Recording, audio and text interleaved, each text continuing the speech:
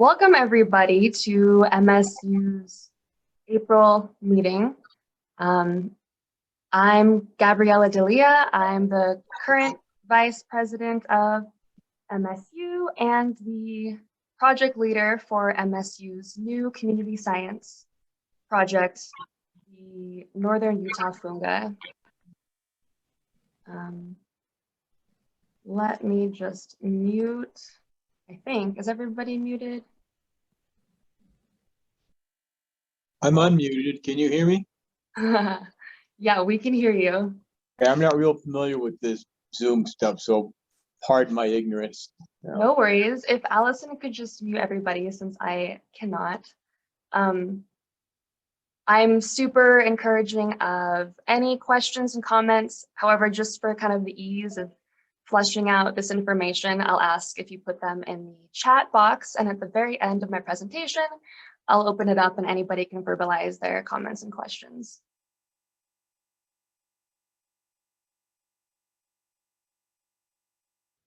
All right. So what is community science? We're here to discuss Northern Utah Funga, MSU's new community science project. Community science is distributed scientific research voluntarily conducted in whole or in part by amateur or pro-am or non-professional scientists.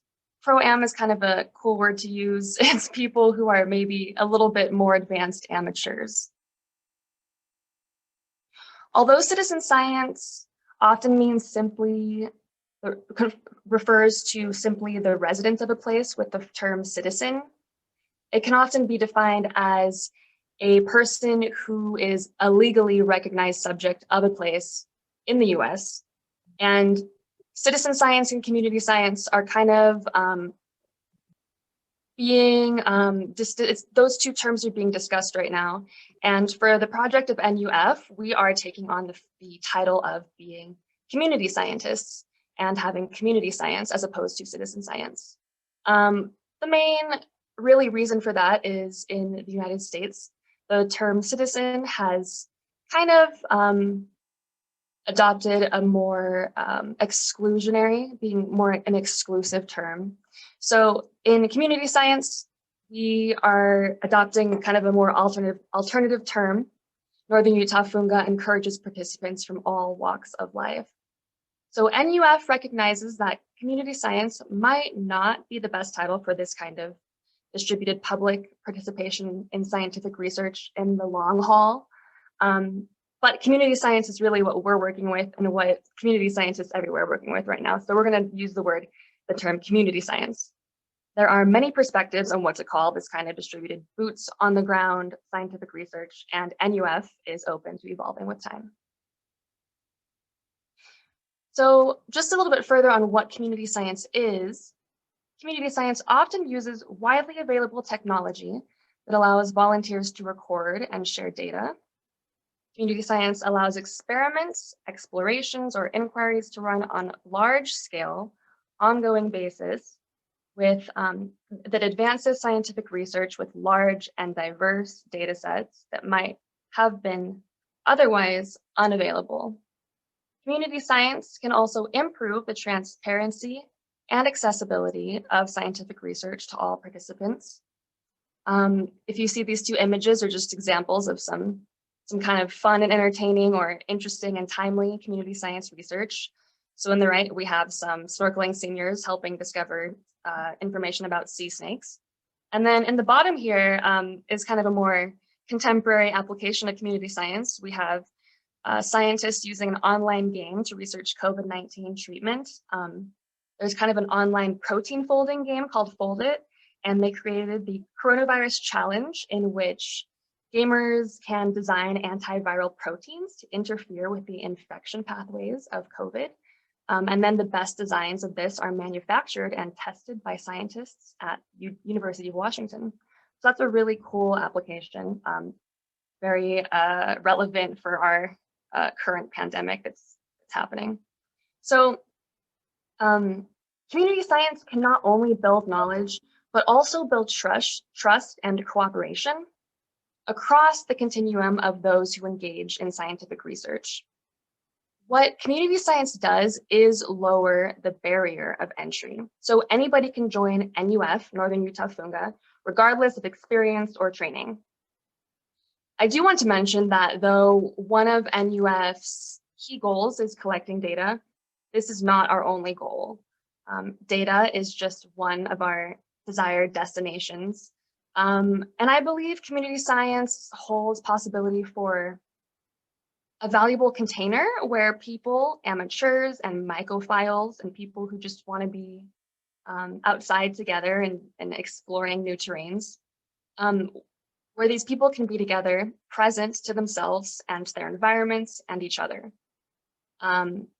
Perhaps lose ourselves in the forests a bit or in the deserts, in the meadows, and really allow ourselves to be washed over by the sheer beauty of where we're at, as well as any possible mushroom sightings or flora and fauna sightings. Whenever I go into a terrain to specifically kind of look for mushrooms, since I just have that particular interest, I always kind of like to say out loud, like, hello to the desert or the forest or wherever I'm at.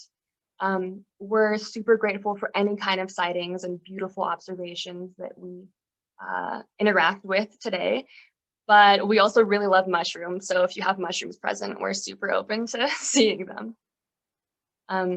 Mary Oliver wrote that attention without feeling is only a report.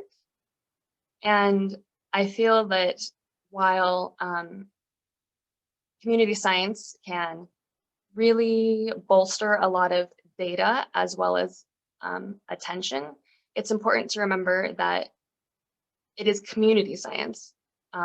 There's something special about communing together in nature and really kind of letting ourselves be really present with our surroundings. So play and wonder. Play and wonder are also a big part of community science to me. A little bit about mycology history, mycology being the study of fungi. Really, mycology wouldn't be here without amateurs. Mycology is strongly rooted, or should I say myceliated, in a history of amateur research. So we can also track back the root word of amateur to the root word love in Latin. So I think that's part of what community science gets at, with really allowing ourselves to be like enthralled and enthused with why we're out there together, to love what we're doing. So just three kind of, I think, some of my favorite mycologists who have been extremely important, who are inspiring, or I like to use the word inspiring to me, include Mary Banning, Moses Ashley Curtis, and Beatrix Potter. Mary Banning, she fervently collected fungi throughout Maryland and put together a private herbarium and fungarium.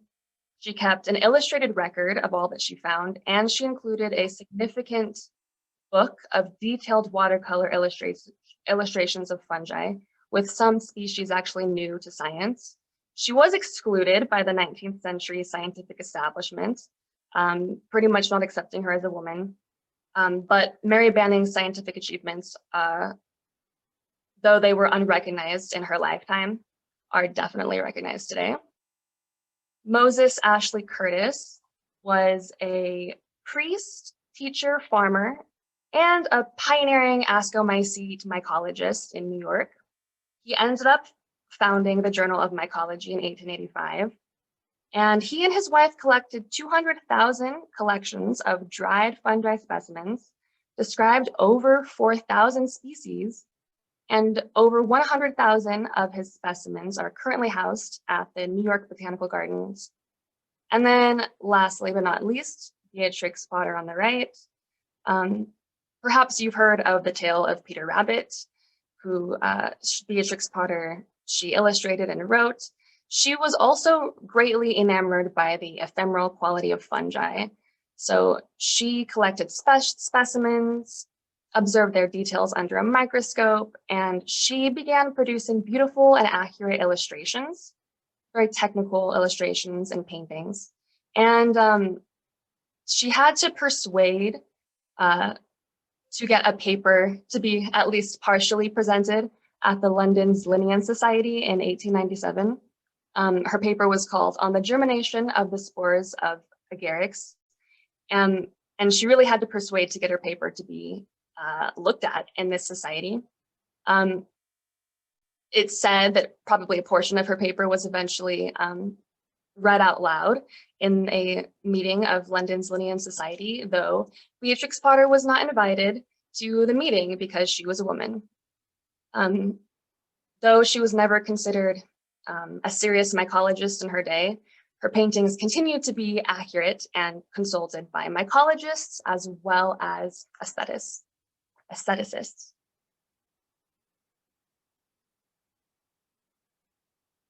I do want to mention that amateur mycology is kind of where we're growing off right now, but this project and my perspective is not to say that professional mycologists who are perhaps supported by major institutions are not incredibly important for science and mycology. In mycology, there also seems to be a paramount significance for those who mediate who are kind of conduits between mycologists or professional mycologists and amateurs or kind of the general public. I think that kind of mediation or conduit is how most people end up learning about science anyway, and it's been really strong in mycology, especially recently. So community science and fungi. Throughout the past, humans and fungi have had relations for hundreds, if not thousands of years. And, human DNA is even more closely related to fungi than to plants. So we've had a long relationship with fungi. But for the past, maybe since the 1960s, perhaps, or maybe since the late 1800s, when people started doing more taxonomic research on fungi, there have been huge improvements and kind of evolutions with a more DIY or applied mycology approach. So really, I think since the 1960s, people started to grow mushrooms at home for various, usually psychoactive reasons. But the DIY mushroom cultivation of the 1960s really grew into lots of more applied mycology movement and momentum throughout the 80s and 90s. And it's just really been growing steadily. There's a strong sense of fungi affinity and community around the world. The United States has kind of inherited a little bit of fungophobia from the British, it's believed. But I think that people and communities are kind of slowly turning more on to fungi. And it seems like when people hear about fungi, they usually become mycophilic pretty quickly and really turn on to the engaging world that they can provide, they can offer. So social media, in the past 10, 20, 30 years has changed a lot about our world. And when it comes to community science and fungi, social media can be really important, incredible tools for connecting the my community. Over here are just wonderful examples of community science leaders and maybe culminations from, local festivals. Mushroom festivals are around the world and even in the United States, to podcasts, recent books, and of course, Paul Stamets. Why fungi? Fungi are everywhere, and multiple kind of community scientists are, Merlin Sheldrake's book, Entangled Life, if you have not read, is a wonderful masterpiece, really, to me. He encapsulates so much information in such a beautiful way. So if you have not read this book, I highly recommend it.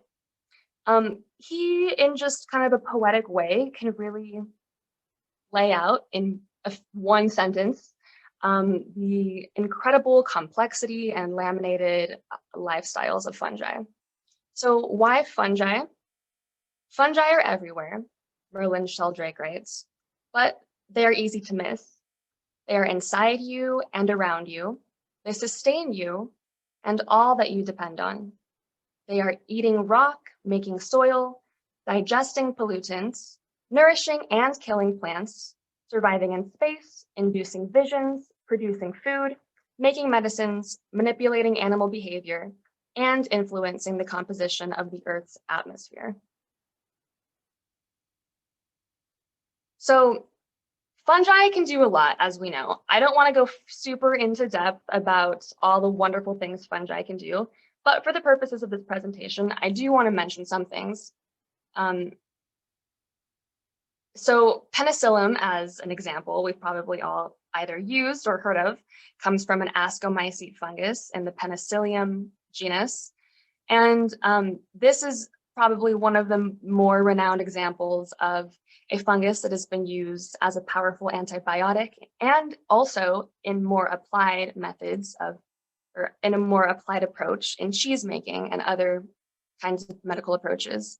Antibiotics are a result of fungi defending against bacteria for hundreds and thousands of years.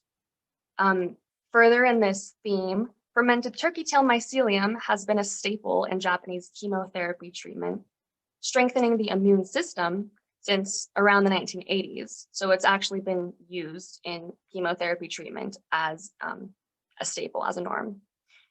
We aren't sure why psilocybin evolved, but the mushrooms containing psilocybin and psilocin are proving to be incredible healers in therapeutic settings and inviting us to think differently about what medicine can be. The applications of fungi are seemingly endless, from mycomaterials helping us create more regenerative buildings, packaging, and personal accessory materials like shoes and hats and bags, to the boom of mushroom cultivation that's really growing a lot right now, which can provide highly nutritional and likely medicinal food that requires a lot less water, environmental and cost inputs compared to, say, red meat. Fungi are incredibly important to the planet, not just humans and our applications for them. So here is an image, and it's kind of a bummer it's not moving. I meant for it, it's a GIF, so you can kind of see it spinning around in 3 dimensions. But this is a little GIF showing fungus root activity. You can also call this region the mycorrhizosphere. Myco meaning fungus, rhizo meaning root. Ecosystems rely on fungi and algal life. Ecosystems rely on fungi. Algal life wouldn't even have crept out of water without the help of their fungal friends. Fungi provide what can be called critical ecosystem services for our planet. Fungi are greatly responsible for providing trees and plants with adequate nourishment, water, and nutrition. Some trees can even give as much as 60% of their sugars that they generate from photosynthesis to their fungus partners. Up to 80% of water, phosphorus, and nitrogen can be supplied to a tree by its fungus partner. And fungal partners really act as a sponge. Fungi are really greatly sponges in the environment. So fungal partners can increase a plant's tolerance to drought, stress, and disease, among other things. Rot. We're so thankful for fungi rotting everything around us. Fungi are primary decomposers who are responsible for up to 90% of all terrestrial decomposition, probably at least 90% of terrestrial decomposition across the planet. Fungi are especially better at decomposing trees than other decomposers are. This image here is an example of brown rot fungi that I had no idea was a sign of fungi until, a few years ago when starting to study them. And I've seen this kind of log decay growing up all over, especially in Utah.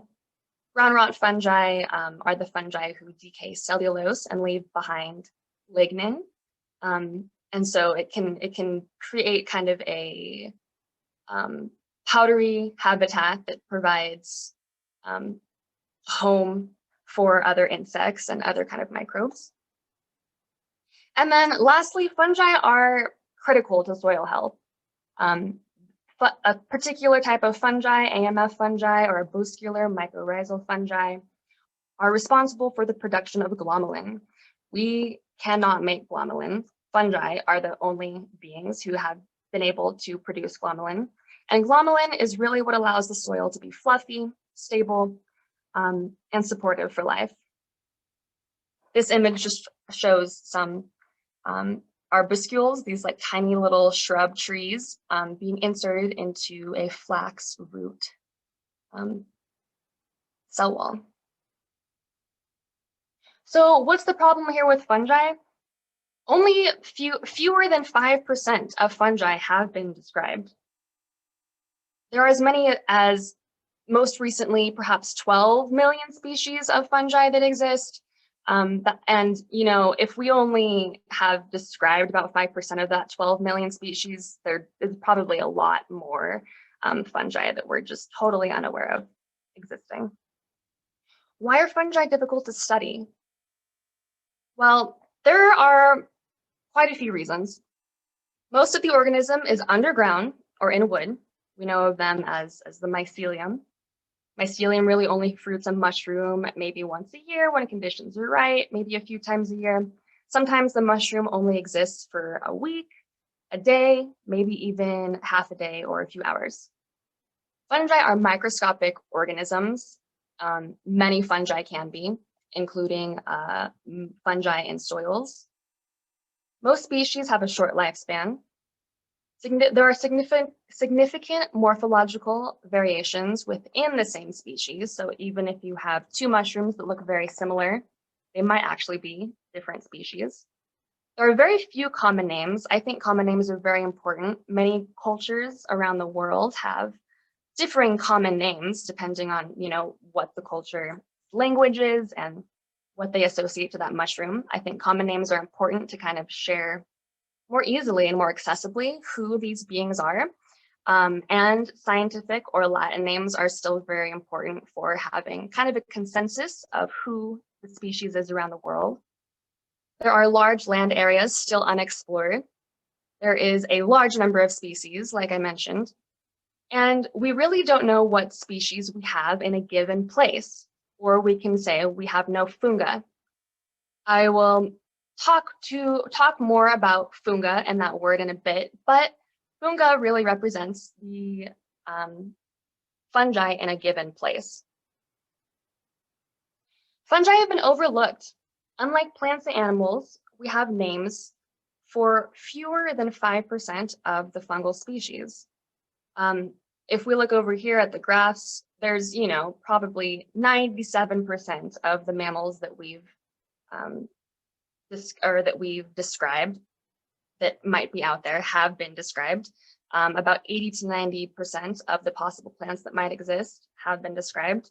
But if we look down here at this chart, fungi, maybe 1 to 7% of all the fungi that might exist have been described or named. So between about 1 to 2 of every plant species, which is about 20 to 40%, are estimated to be threatened with extinction. And almost all plants depend on fungal symbiosis. So this really leads us to question what are the chances that if a plant becomes extinct, then a fungus might then become extinct. What is not known about fungi? Quite a lot, but to sum it up, well, I'll say that naturally, a lot of what we do know about fungi or think we know or understand so far really comes from practical practice concerning medicine, agriculture, food production, and forestry. A lot of current understanding of fungi has come from a lot of pathology studies. So some some of the themes about the uncertainties, the unknowns with fungi include demography and population dynamics, natural populations of fungi, effectiveness of spore dispersal, significance of the spore bank, establishment of mycelia, as well as turnover and longevity of individuals. So we can see that it's pretty hard for mycologists to really understand who these fungi are if we don't know anything, if we don't know much about their populations, really how fungi are still dispersing spores, the mechanisms behind that, and what really makes an individual an individual. The main challenge, I will say, with what we don't know about fungi is the lack of data. We lack the minimal information that we need in order to make any kind of analysis about any of these topics. We lack the minimal information needed to also predict the possibility of species going extinct. So fungi conservation is amazing and super important. Generally, the three largest threats to fungi are habitat destruction, compaction and fragmentation, which really means like disconnecting the mycelial network, as well as the loss of air in soils and terrain fungi need to breathe, and climate change and pollution. So these are similar threats to other organisms, particularly climate change and habitat destruction. And this chart here shows the number of species evaluated for the global IUCN Red List by kingdom. As a brief aside, I really like to use the word kingdom, K-I-N-D-O-M, kingdom. It's just kind of a gender neutral term. If you like it, I encourage you to use it. So the Red List of Threatened Species, otherwise known as the IUCN Red List, is the world's most comprehensive inventory of the global conservation status of biological species. And this set of criteria is used to evaluate the extinction risk for thousands of species. However, for fungi, it's not thousands, it's just 56 so far. So fungi have really only been evaluated 56 times. There are 56 species that have been evaluated. And that's only evaluated. We haven't necessarily described these species as being vulnerable or extinct or so on. And this is compared to animals and plants, where animals have about 68,000 species that have been evaluated for global IUCN Red List, and plants 25,000.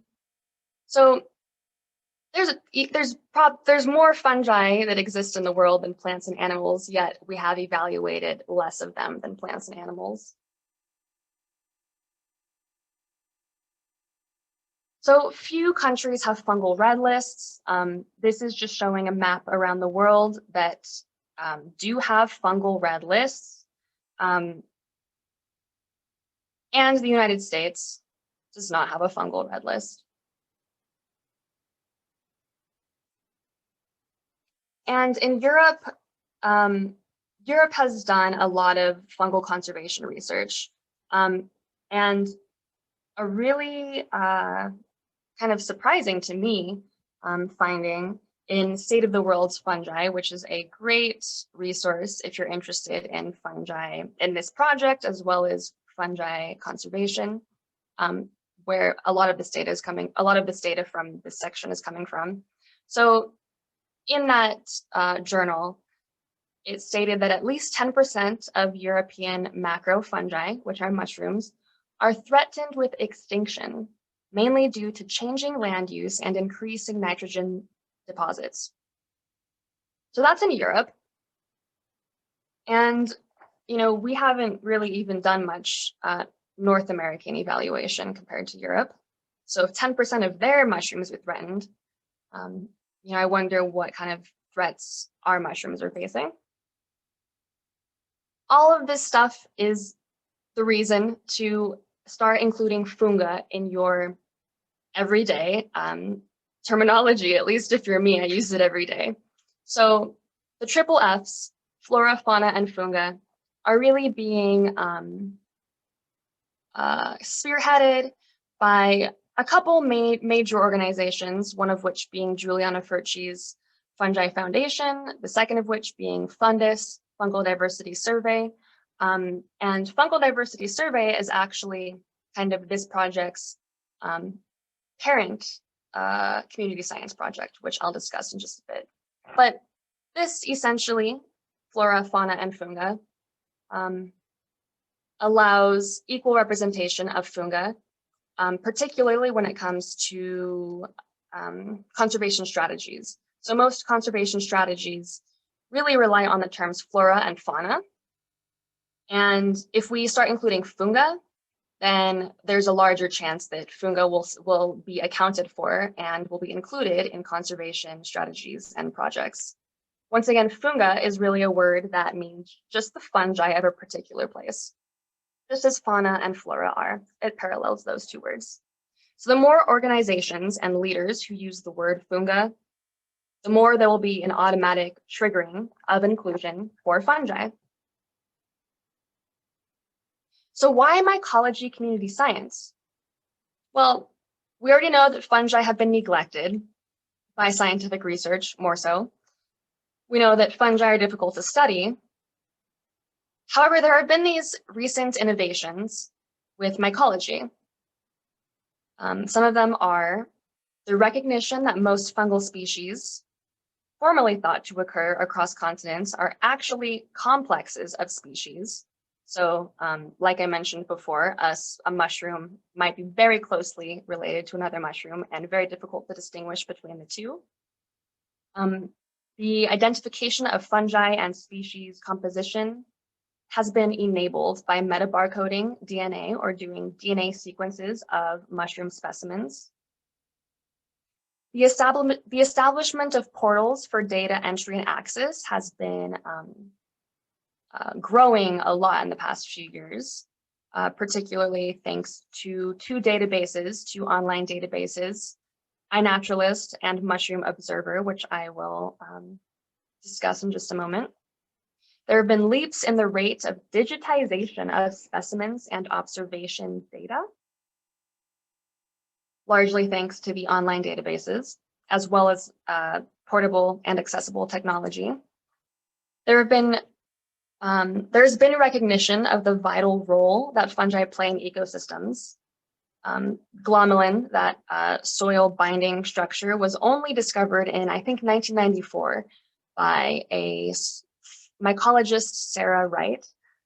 So that's a pretty recent example of a recent fungal finding. And then there's increased activity of organizations focused on fungal conservation like FunDiS and Fungi Foundation. And then this is a cool graph over here showing the growth of fungi observations on Mushroom Observer, which is shortened to MO, and iNat or iNaturalist in the past 4 or 5 years. And you can see that, I mean, it's kind of almost exponential growth really from, looks like maybe 75,000 or so species on average to, upwards of almost 1 million in 2020. That's a huge growth in a very little time.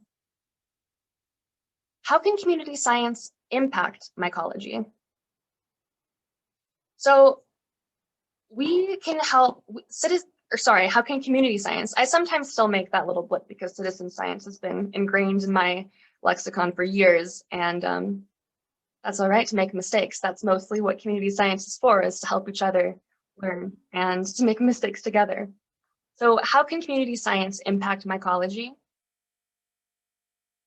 Community science can really help understand the current state and changes in range, so species range, seasonality, when a mushroom might fruit, frequency, how often a mushroom might fruit, and variation, the variety of mushrooms fruiting in a given place. So this leads me to this really interesting specimen. So this mushroom is called Dictyocephalus attenuatus. And I want to highlight this mushroom because this was one of the really cool findings that surfaced during FunDiS's Rare 10 West Coast Challenge that happened just this past year. So FunDiS's Rare 10 West Coast Challenge is a challenge that was put together by leading mycologists to incentivize community scientists and just people living in the West Coast to go out and find what have been listed as rare species. So they put together a list of 10 rare or possibly rare or thought to be rare species. And this is just something that kind of, the findings of this project are just very recently publicized. And it's a very cool example of community science, I think, at its best, and is only going to get even better. So one of the other reasons why I'm bringing up this community science challenge is because Fungal Diversity Survey, or FunDiS, is kind of, I think I can call like one of NUF's parent community science projects. So we are a little bit of a sub-project to their larger project because our NUF project is just a member in their larger fungal diversity survey. So I'll explain a little in a couple slides just exactly what the mission of FunDiS is. But in this challenge, the Dictyocephalus attenuatus mushroom was one of the mushrooms that was on the Rare 10 list for community scientists to look for. And this mushroom, I love. Sigrid Jacob, a head person working at FunDiS, which is, by the way, an all-volunteer run organization, describes this mushroom as a mushroom only a mother can love, which I think is hysterical and loving still. So this mushroom has a very, very fishy smell. I've never seen this mushroom in real life. Can be huge, like grow a foot or so out of the soil or the sand that it grows in, and is just kind of like a weird looking, ugly mushroom. So the really fascinating thing to me is that previous observations for this mushroom species occurred in Lower California, being mostly the Channel Islands, which are a group of islands outside of LA, as well as maybe Nevada and maybe Arizona. And then this challenge, one of the main findings for this challenge just this past year in 2020 through 2021, it was a 5-month challenge, there were findings in Wyoming, all the way up here.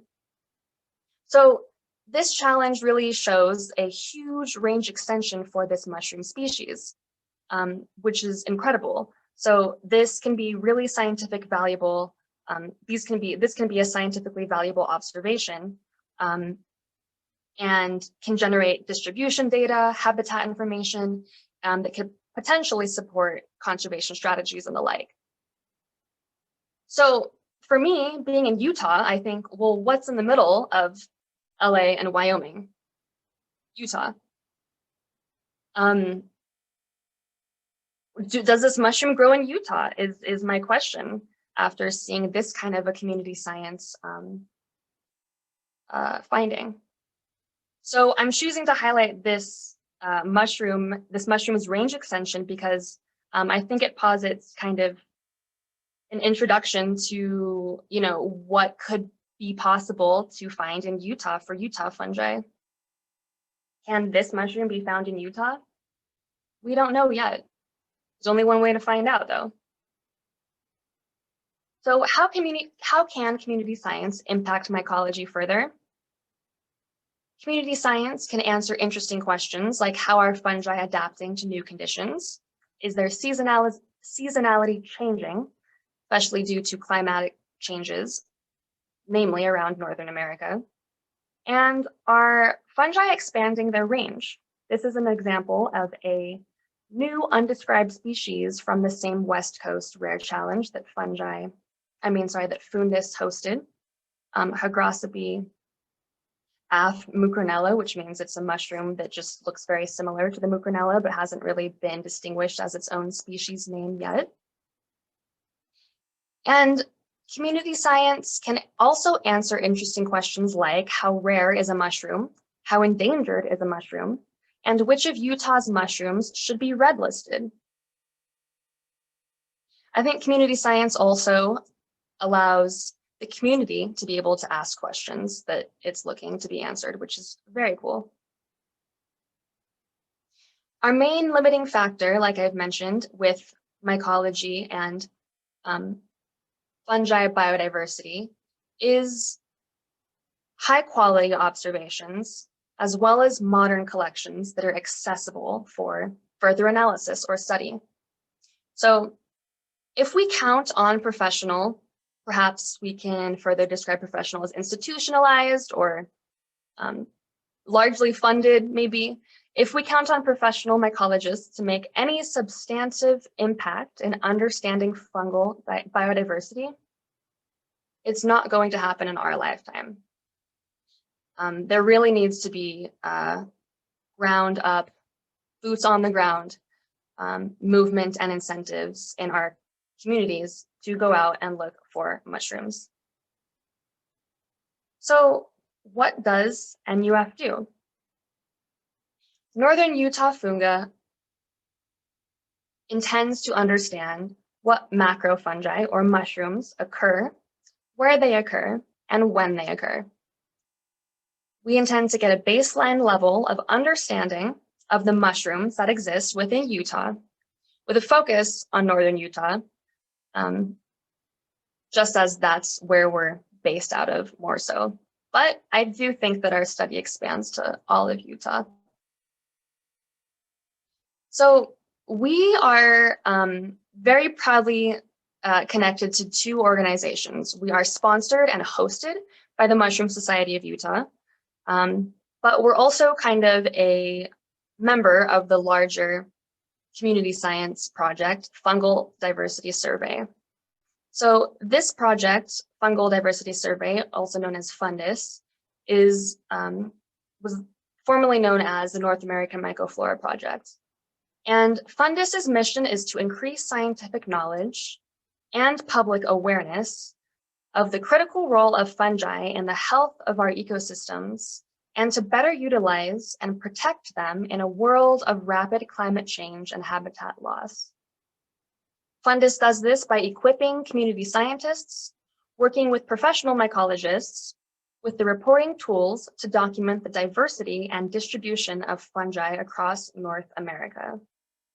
FunDIS's vision is a world in which the fungal kingdom, or kingdom, is fully documented, understood, appreciated, utilized, and protected. I will say, if you want to learn more about FunDIS, you can go to fundis.org. And then the Mushroom Society of Utah. The NUF is a club activity. We are sponsored by the Mushroom Society of Utah. We are hosted by the Mushroom Society of Utah, and we probably wouldn't exist and have the stretch and the support without the Mushroom Society of Utah. So the Mushroom Society of Utah is a 501c7 nonprofit dedicated to recreation, socializing, and enjoyment of mushrooms found in our area. MSU also seeks to increase public awareness of mushrooms in science, conservation, cuisine, and more.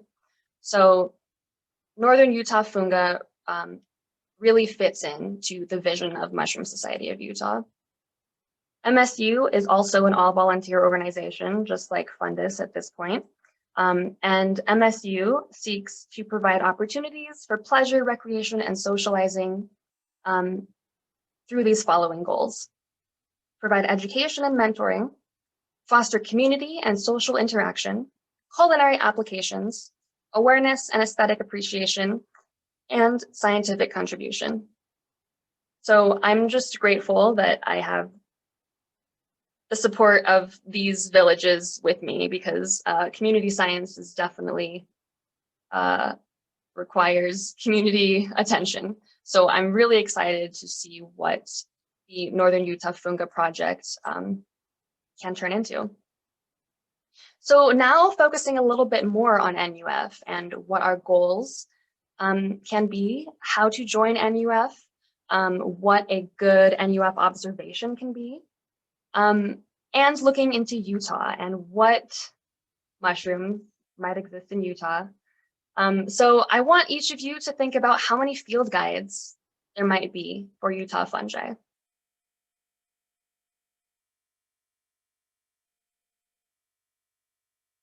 Maybe there's like 5, 0, 1, or 2. To my knowledge, there's one field guide for mushrooms of Utah.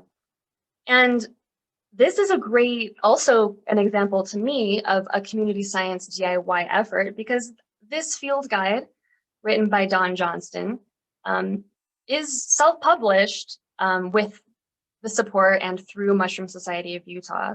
And I think that this is actually really incredible that Utah has its own field guide, even though it's self-published, because many states do not have their own field guides. We do also have other field guides we can use, like Rocky Mountain mushrooms by habitat and mushrooms of the Rocky Mountain region. But you notice that it's by region, Rocky Mountain. And as we're learning more and more, especially with the help of community science, mushrooms have differing distributions and species complexes. So having a specialized mushroom field book for Utah is amazing. And I think it's important to honor and be grateful for the work that particularly Don Johnston has done through years of observations in Utah, as well as any previous professional and or amateur mycology research that has happened here. If we open to page 1 of Don's book, the first sentence says, edible wild mushrooms in Utah? We're too dry for that. Then he says, don't believe it. We have some of the best mushroom crops in the world.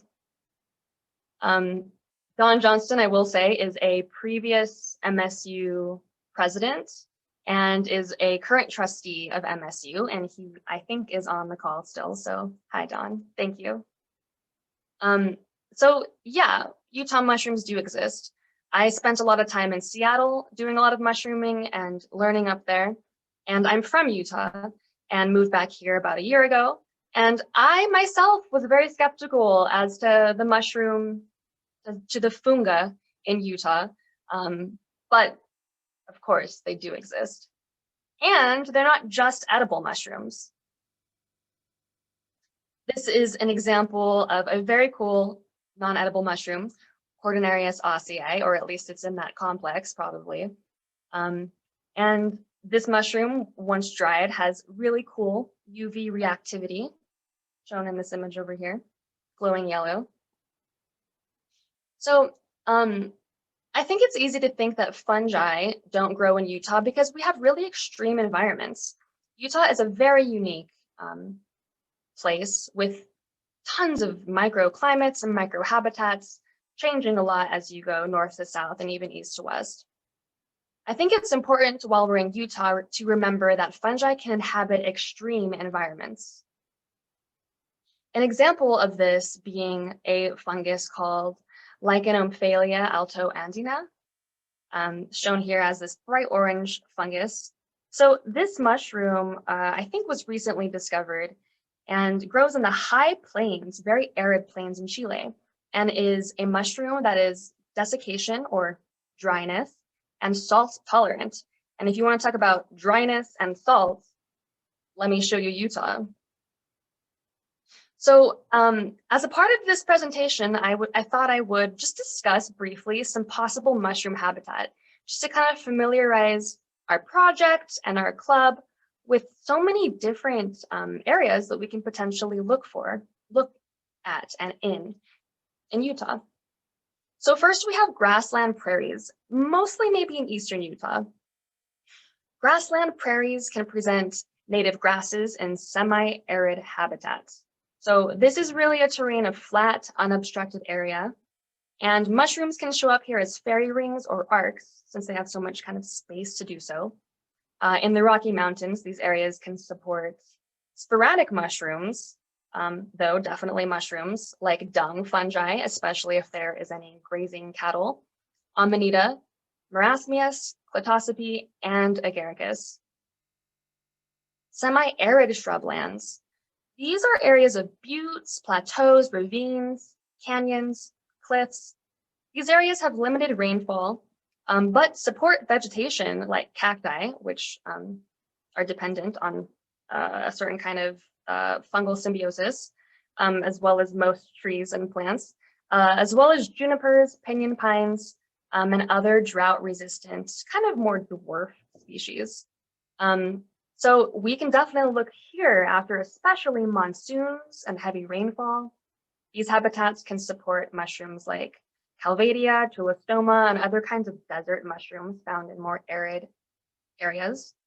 Cottonwood riparian.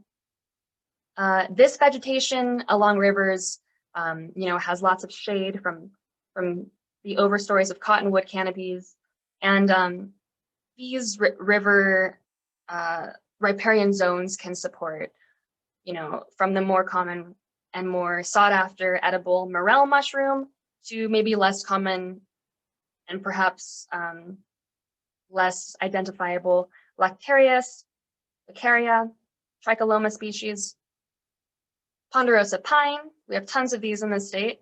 These trees can be actually more widely distributed in southern Utah and can support a lot of ectomycorrhizal mushrooms like Amanita, Gymnopus, Leucopaxillus, Ruschula, and Suillus.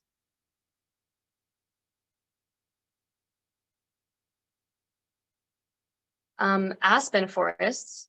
Aspen forests, which are the quaking aspens, or Populus tremuloides, these can stretch from low elevations to really high elevations and subalpine regions.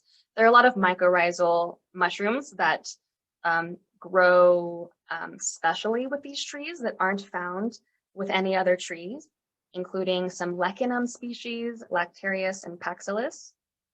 And I think my images missed a Douglas fir image. So I will just comment on Douglas fir forests. These tall trees are really spacious, spaciously separated, so they can allow a lot of sunlight to penetrate to the forest floor.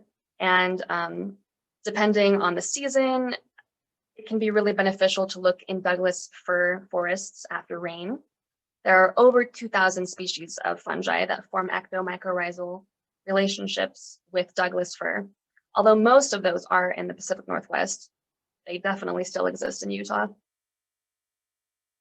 So now we have lodgepole pine. These trees come with needles that have bundles of two needles. Usually monsoonal moisture again will bring autumn harvests of Ruschula, Lactarius, Cantharellus, which are, why am I blanking on Cantharellus? The mushrooms that are orange. I can't think of the common name for Cantharellus. Allison, I'm blanking. Chanterelle. It's chanterelle. Yeah, chanterelle. Geez, that's what happens when you think too hard about it. Burned ground. So we have lots of fires. The West is having lots of fires, and there are ascomycete fungi that thrive in these particular fire-scorched environments.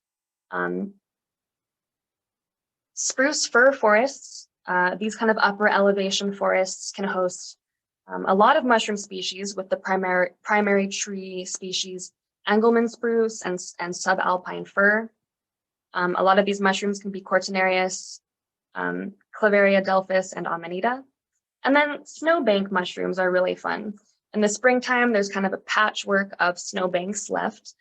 They melt during the day and freeze back up in the night, and they provide a lot of moisture to unique snowbank fungi. Oh, and then alpine. We have a really cool alpine, we have tons of alpine regions here in Utah. And mycologists like Kathy Cripps have really inspired me to look into possible mushrooms that fruit here, with particularly mountain dryas and kind of a dwarf willow.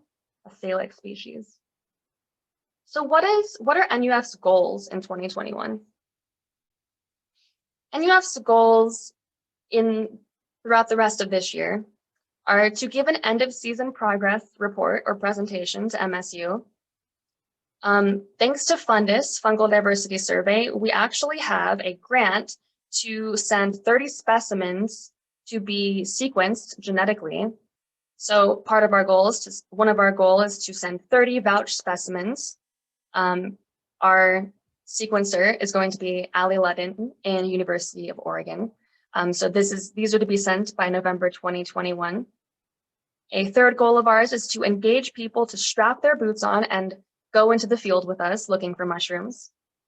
A fourth goal is to increase representation of the fungal diversity and of the mycophiles of Utah. Some of our long-term goals are to make observations and sequencing results publicly available, to maintain Northern Utah Funga database, and a personal fungarium. There is very limited efficacy of fungal biodiversity research without saving a specimen. So we will keep a personal fungarium. Another long-term goal is to spread awareness of fungal conservation throughout the state and to know who, when, and where about who fruits, when does the mushroom fruit, and where do they fruit. The goals in gray are kind of possible long-term goals that could be really exciting. Two of which are to conduct our own sequencing, that'd be very fun, and to also partner with local conservation efforts. So NUF's first steps are to build a collection of high-quality observations using iNaturalist and vouch specimens in our own NUF fungarium. Another step along the way is to collect macrofungi or mushroom data, which can include substrate, location, altitude, seasonality, and microscopic features using a microscope. So our intention throughout this season is to go out into the field at least 2 to 4 times a month. And then there are possible collaborations that we could form in Utah, depending on how our fungal sequences come back and the importance of what we find, what the importance is of what we find. We could submit collections to local fungaria, including the Intermountain Herbarium at Utah State University or the Natural History Museum of Utah Fungarium. Having specimens vouched in fungariums at this level can be very prolific in making changes. We could connect with local academics. We could connect to local conservation initiatives like the Wild Utah Project and the Utah Natural Heritage Program. We can help create a FunDiS Rare Fungi Challenge for the Rocky Mountains. FunDiS is already planning a Rare Northeast Challenge that will be kind of open up and published to be started. This challenge will be started in just a few months probably. And we can provide materials and webinars. We can campaign for a Utah State fungus. I think this is a great idea. We can kind of partner with Mushroom Society of Utah and the more people to see that we have a state fungus and not just a state bird or a state tree is really representative of getting funga out there. And we could also potentially help create fungi red lists through different partnerships. Having more data can mean a lot. So our project uses iNaturalist.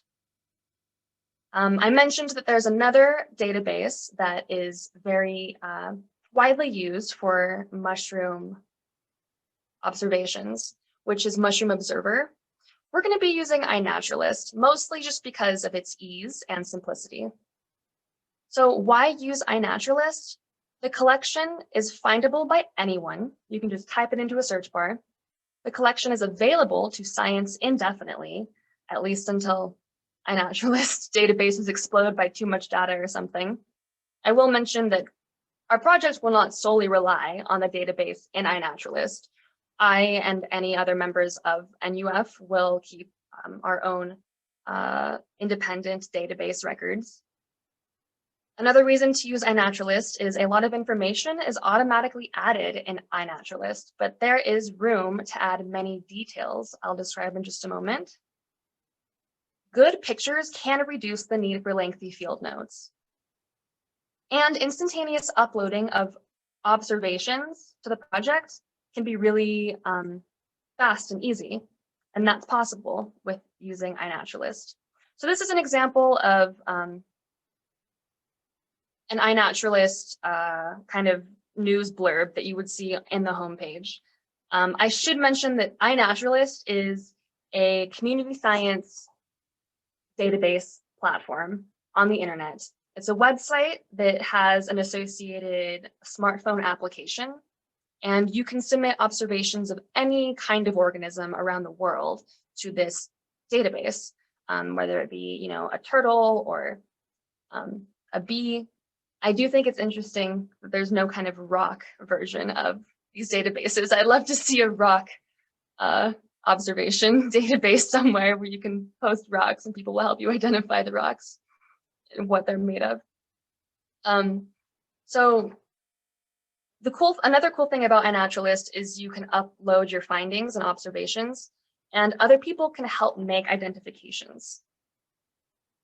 In iNaturalist, stats are easy to read. It's a really fun, user-accessible website. These are screenshots of our current NUF project, where currently, you know, it's just including my observations. So there's one person who's making up this data, but hopefully very soon we will have many more observations from a variety of people. It shows you the most observed species, recently observed species. Geographic data is automatically mapped in iNaturalist. This is a really cool feature that makes looking at fungal distribution more user-friendly. IDs can be added and confirmed by the community, like I mentioned. So here's an example of what it looks like when I ID something by accident and then suggest something that I actually think it is, and then other users can suggest a different ID. And you can see over on the right here, it says the ID is improving because iNaturalist kind of protocol is so that if there are, I think three of the same identifications, it then makes this observation scientifically usable and makes it more of an official identification. Research grade is what it's called. It becomes research grade. So here's another example of just what an observation might look like.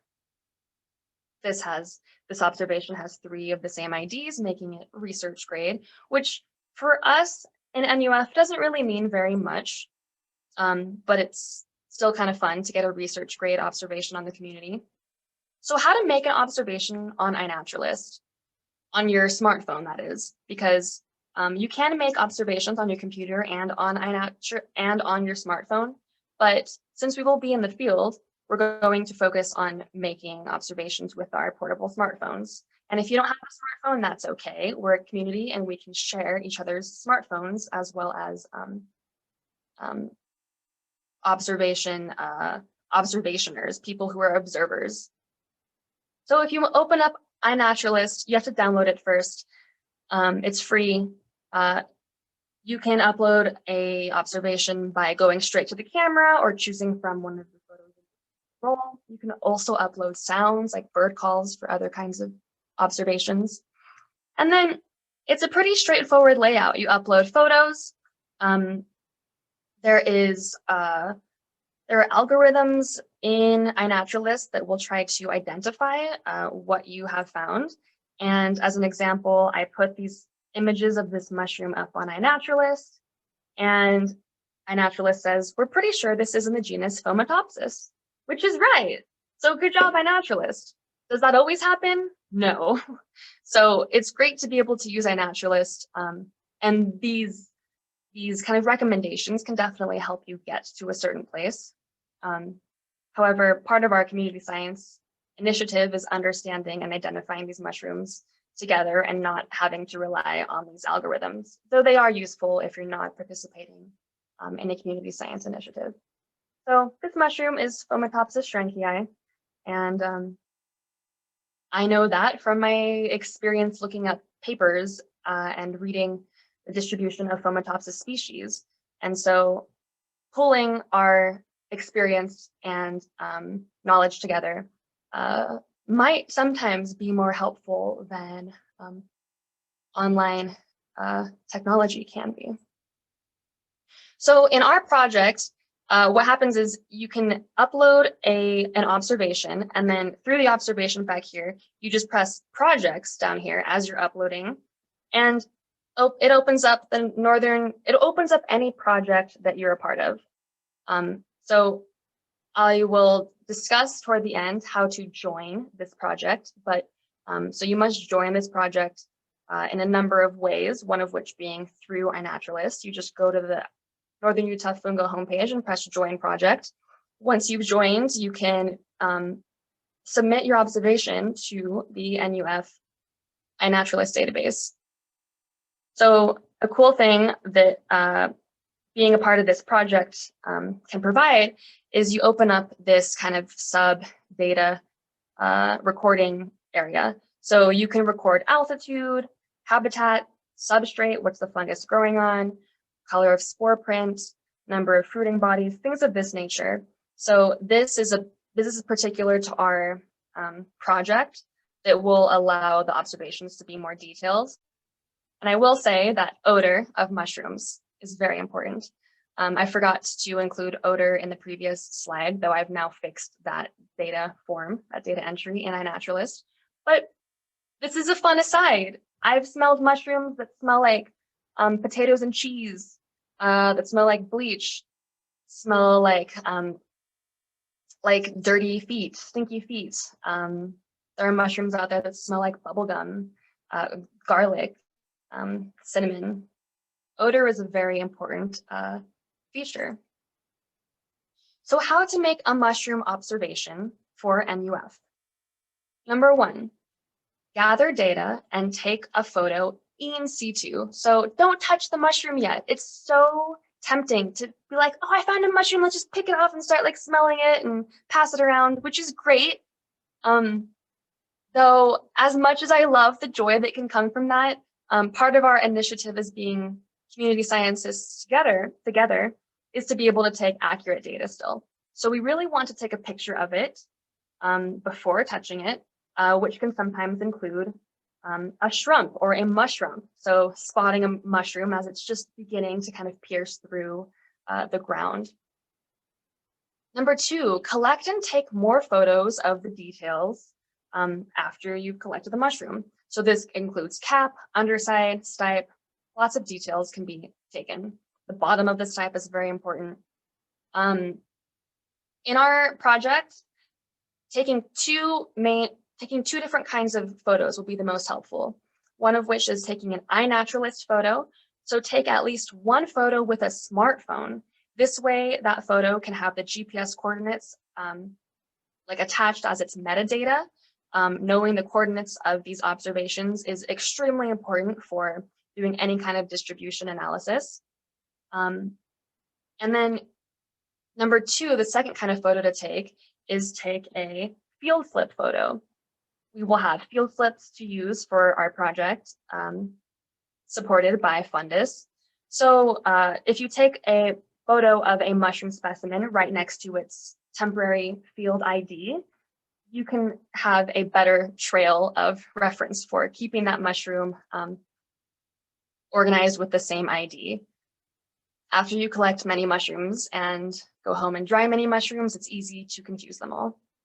Number 3, take the specimens home to take more technical photography and gather more data if necessary, like chemical stains or microscopy. Number 4, take a spore print. Sometimes spore print color can change who the mushroom is very greatly. Number 5, dry, label, and store the collection in our NUF personal fungarium. These are some examples of useful collection photos. Sometimes, most of the time really, it's important to have some kind of size reference to understand if the mushroom is tiny or huge.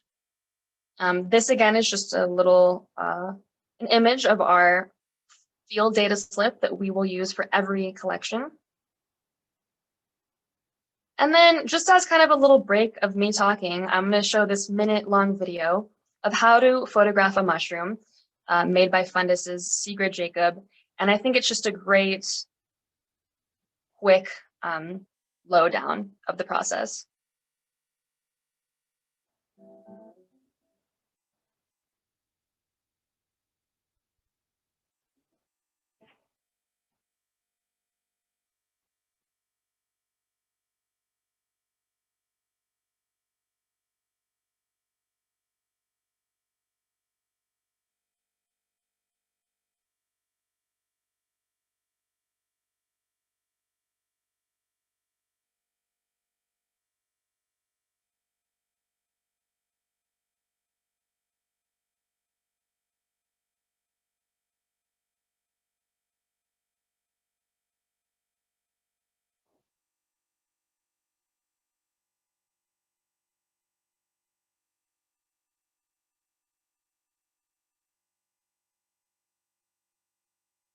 Yeah.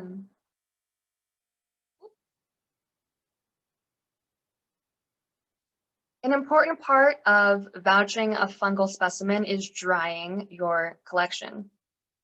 Again, drying the specimen with a label taped to the specimen is very handy. The label might fly away in the midst of the drier, hot air. And then once a mushroom dries, it looks very different.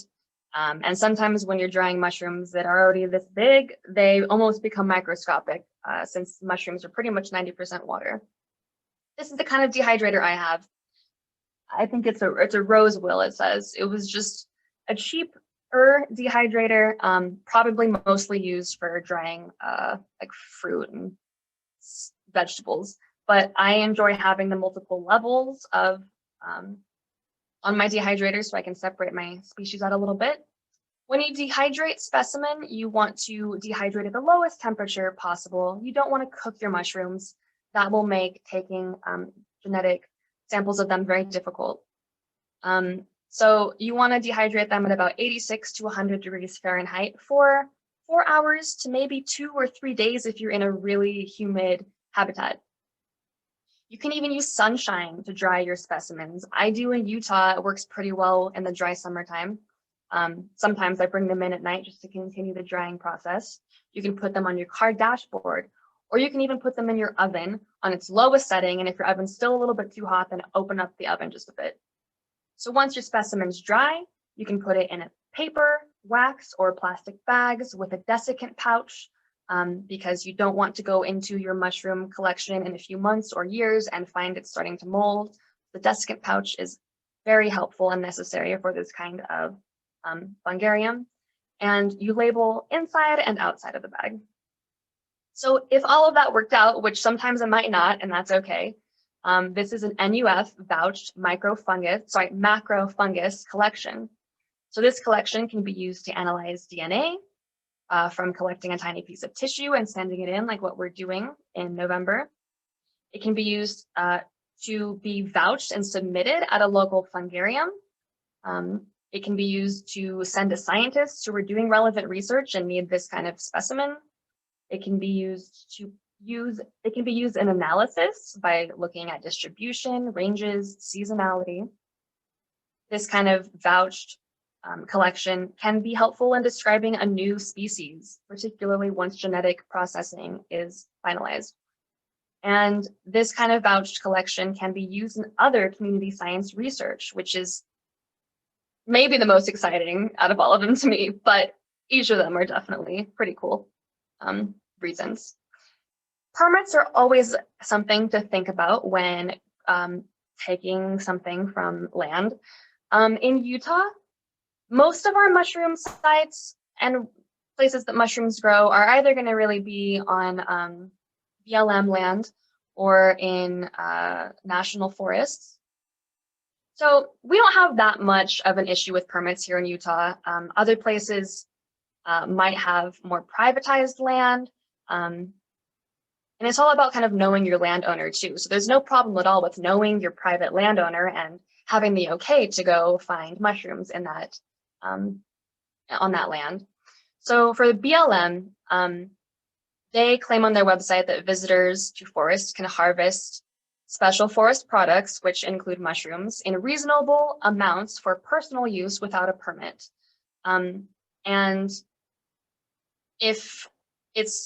for the National Forest Service, no permit is required to gather mushrooms for personal use as well. But permits are required for selling your mushrooms, which is not what we're doing. So there are different kinds of land, maybe conserved land sites that might require permits throughout the way. But all in all, at least according to my judgment, it's for personal / nonprofit use. So we won't need any kinds of permits to go on BLM land or Forest Service land to pick personal small amounts of mushrooms. On that note, I didn't mention in this slide that mycologists really say that 1 is nothing, 2 is something, and 3 is a collection. So it's not really helpful to collect 1 mushroom. It can be, but throughout the drying process, it's always helpful to have maybe 3 or 4 different specimens of the same species so that you might be able to send 1 or 2 into another fungarium. You yourself can keep a couple specimens for your personal fungarium or NUF's fungarium, and then you can send a little bit of 1 specimen to be sampled for DNA sequencing. So 1 is nothing, 2 is something, 3 is a collection. What can you do with NUF's project? I encourage each of you to do what you would like to do and to be drawn in places that you are just naturally drawn. If you don't want to participate in this project, that is great and totally fine. If you'd rather be drawing mushrooms somewhere, our club also would have those kind of resources available, probably post-COVID. Or if you'd rather be, learning about how to cook mushrooms, our club has really cool activities. This is a little bit more of the being outside together, field study, scientific aspect of this club. But there are different ways that I thought of and that other community scientists have thought of when it comes to participating in this kind of a project. So this slide ranges from the easier scale to maybe the more committed, more time-consuming scale. So in the more kind of easy scheme of things, you can share a mushroom sighting with the field leader when you're out on a field study. Once again, don't yank it out yet. If you see something, you can be like, hey, I think I see a cool fungus over here, and you can kind of pull the group over. You can share photos of a collection on a message board and participate in discussion. You can document collections on iNaturalist. Oops, sorry, let's go back to that one. So you can document collections on iNaturalist. While we're out in the field together, it's not always going to be me or the project leader who documents an observation in our project on iNaturalist. I encourage each of you to learn as much as you can, and more than me or you could learn more than I do, because I honestly don't. I'm still considered an amateur, and we're all, like I mentioned, in this to learn together and to share resources and knowledge. So on that note, part of this NUF project being sponsored by MSU is so that this experience, this data, and these observations can be absorbed by a club and made accessible for people past my time, for people who want to reference our collections in the future, and locals who want to expand on this kind of a project or even have their own kind of focuses in this project. So you can be the one in the field at our field study to upload an observation of our project onto iNat. You can culture spores of a fruit body to see if you can cultivate it. You can begin uploading your own high quality. I stress that NUF, our community science initiative, is really focused on high quality observations. So you can begin uploading your own high quality photo observations on NUF iNat, and send your dried specimens to the NUF fungarium. Hopefully in the future, we'll have more kind of in-person workshops about, really what makes a high quality photo. And honestly, I think it's a great thing to mention that I'm not trying to shame anybody with lesser quality photos, because we all learn somehow. And I've definitely made really poor quality mushroom observation photos. But being a community science initiative, one of our goals is to really submit high quality observations. You can be a quality control person or a triager on our iNaturalist NUF group. So you can be one of the people to submit an identification on the iNaturalist group page. If you think you know what it is or you agree to what it is. You can become a genus/species expert and help to ID species on field visits. You can adopt a local park or area and become an expert on its flora and funga and create your own NUF sub-focus. Collecting these kind of just all funga, I think is really great baseline data. And then, like I mentioned, if anybody in the future or any club member has a particular interest, they can start, focusing. Maybe we collected 10 amanitas last year and they got really stoked on amanitas. So they can use our data and build on it. You can nominate a potentially threatened species for red list assessments. You can do DNA sequencing on a collection. Like I mentioned, I think it'd be great for our projects to potentially do its own sequencing one day or try it out. And we can potentially describe a new species. What's in it for you? High quality fungi observations, having experience, having fun doing that. Having a record of your collections and spots, helping find new mushroom spots, learn to ID trees and other contextual flora and fauna, butterflies. I think it's great that mushrooms kind of pull me out, but once I'm out there, I'm like, wow, look at that falcon, and like this tree is so beautiful, and you start being so much more aware of everything else. You can get better at knowing your mushroom names, know when to start looking and where. You can see what other people are finding across the state. And once again, to experience play and wonder and inspiration together. Be led on field visits. Sometimes it's kind of fun having somebody just lead you, down a path. You can learn more about MSU and become more involved with MSU and this project. And you will get to spend time with other mycophiles and build mycommunity. You can also help scientists and conservationists better understand and protect fungi by increasing information on their distribution, habitat, and seasonality. I don't think I can have a FunDiS presentation without including this image at this point. So mycologist hiking club, we might not get there. It's just a nice reminder that, if you really want to get to this peak somewhere, we might not be the people to come join. We're more of a crawling around, looking at the fungus, at the floor, the ground. So how to join NUF? Number 1, become an MSU member if you're not already. We are an MSU activity, so everybody who is in the project is also an MSU member. Number 2, join NUF mailing list by emailing me, Gabriella@utahmushrooms.org. This basically puts you on the list of being a member. I will add you to our listserv. And number 3, download iNaturalist app on your smartphone if you have a smartphone. And if you don't, like I said, perfectly okay. We're going to be sharing, maybe post-COVID, more sharing smartphones in the field.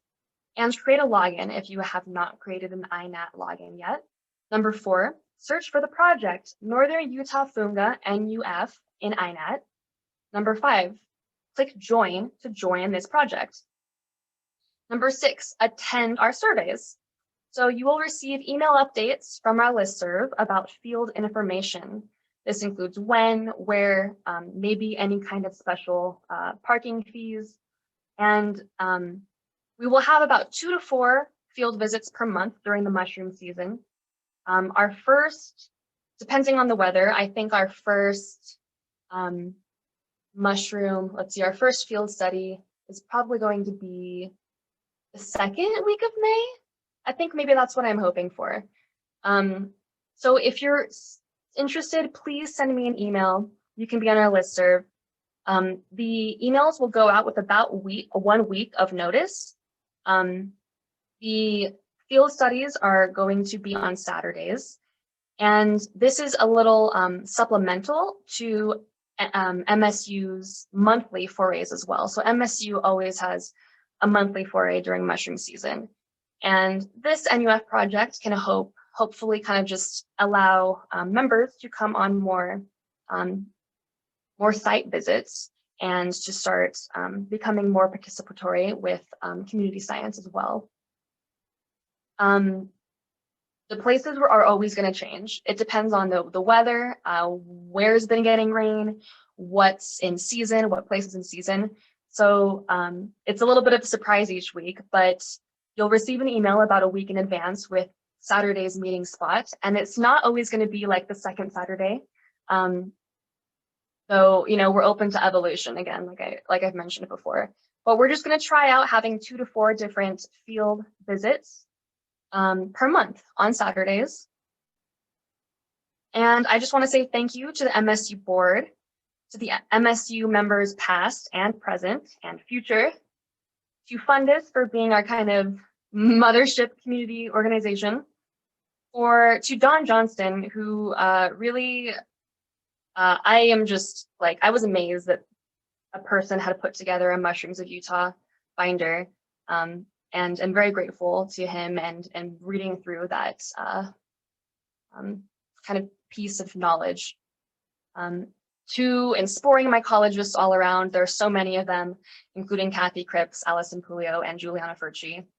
And I learned a lot of community science experience through the Puget Sound Mycological Society, so definitely grateful to them, to Daniel Winkler and Danny Miller's project over there, and thankful to all of the amateurs and professionals whose observations have guided us to this point.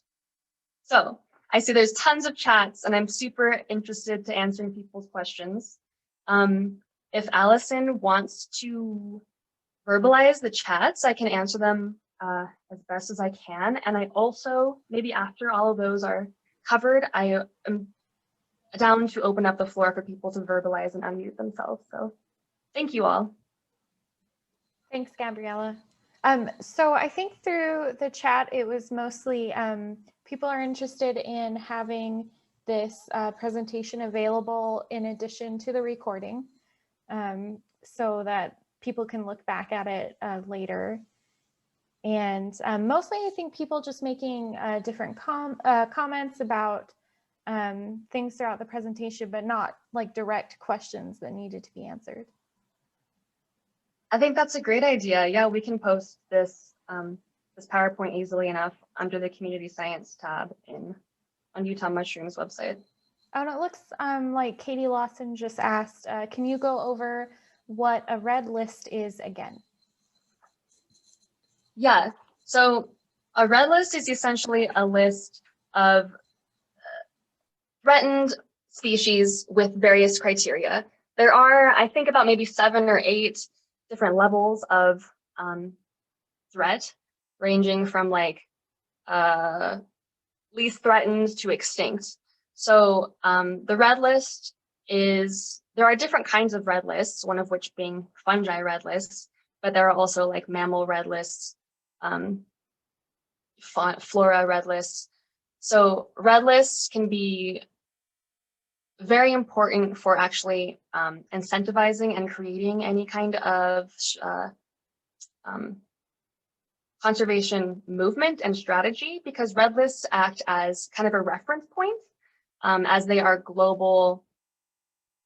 They're really like the global consolidation of the species that we know that are threatened or verging on extinct, if that makes sense. So if you're interested, you can learn more at like the IUCN website. And yeah, the US doesn't have any fungal red lists, and many other countries do. So, you know, I think it's only a natural trajectory for us to have one soon. Yes, thank you, IUCN.org. Let's see. And another question is, will we get the survey papers at the observation? Yeah, good question. So I'll be bringing in the survey papers.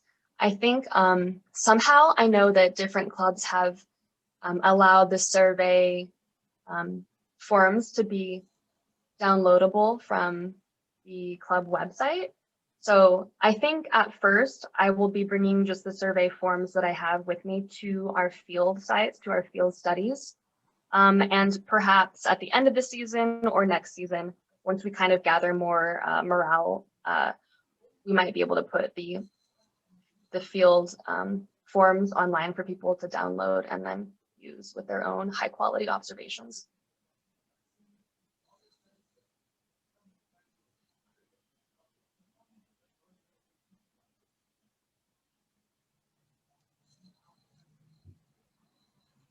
Let's see if anybody has any more questions.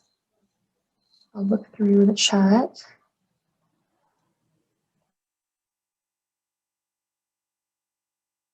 Yeah, so fungi comes from a Latin word and nobody actually knows how to pronounce Latin at this point. So I think it's a lot of mycologists' best guess to pronounce it fungi. I'm a firm believer to pronounce it any way that feels comfortable and that you feel confident in. So if you want to pronounce fungi, go for it.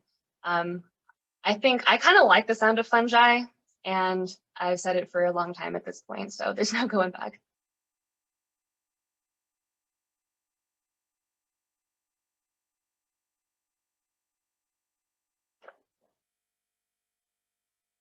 Cool. Well, if nobody else has any questions, we can sign off this presentation. Yeah, we'll put this presentation on the community science tab of MSU's website, as well as this video recording.